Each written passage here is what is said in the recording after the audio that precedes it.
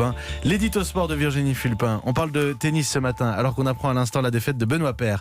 On va en reparler dans les journaux, évidemment. Jo-Wilfried Tsonga a abandonné hier au premier tour de l'Open d'Australie de tennis, blessé au dos, et il avoue qu'il commence à penser à la fin de sa carrière. Pour vous, Virginie, ça va laisser un goût amer, d'inachevé. Vous vous souvenez de Jo-Wilfried Tsonga en finale de cet Open d'Australie? Ouais, c'était hier. En tout cas, on a l'impression, parce qu'en fait, c'était il y a 12 ans déjà. Le temps a filé.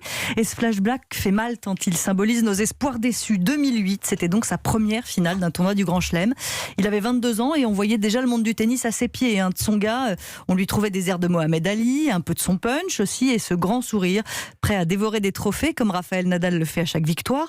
On a choisi tous, je me permets de vous associer à ces pensées, de ne voir que ses forces et pas ses faiblesses physiques notamment, parce qu'on avait besoin de rêver, on avait besoin de croire qu'on avait réussi à dénicher le successeur de Yannick Noah, alors qu'on cherchait encore le nouveau Zidane. C'est notre manie, ça, de chercher les copies conformes de nos héros du sport.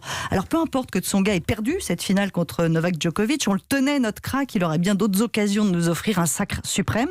Oui, c'est ce qu'on croyait, c'est ce qu'on voulait croire. 2008, c'était sa première finale d'un tournoi du Grand Chelem. Mais c'était aussi sa dernière. On n'était pas prêt à avoir le meilleur pour le début. Il y a eu d'autres coups d'éclat, évidemment. 5 demi-finales dans les tournois majeurs, à Roland-Garros, Wimbledon et Flushing Meadows. Mais plus jamais ce frisson de la dernière marche. Il pense à une éventuelle fin de carrière, mais ça n'est pas encore fini. Non, il n'a pas dit qu'il allait arrêter dans les mois qui viennent. Mais Jo-Wilfried Tsonga va avoir 35 ans en avril.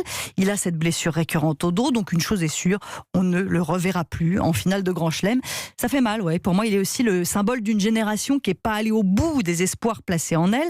Tsonga faisait partie de ceux qu'on appelait les nouveaux mousquetaires, vous savez, avec mon fils Simon et Gasquet. Une génération aussi dorée que l'avenir qu'on imaginait pour elle.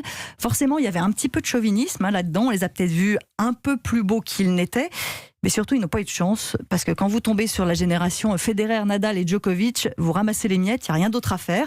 Donc on va se demander encore longtemps ce que ça aurait donné sans ce trio infernal. On n'aura jamais la réponse, ça sert absolument à rien, à part à tourner en boucle avec nos regrets éternels. Oh oui, non mais vous le disiez, un goût d'amer et d'inachevé, cet édito sport ce matin, d'accord ou pas, vous le partagez, vous réagissez sur le hashtag Europe 1 ce matin.